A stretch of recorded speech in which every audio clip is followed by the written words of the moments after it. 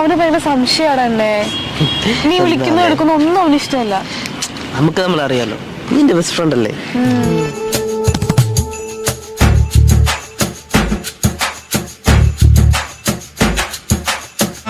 Phone കാണത്തില്ല. എന്റെ phone വിളിച്ചേ. നീ കിട്ടോ വിളിക്കാം. വേഗം എടുത്താ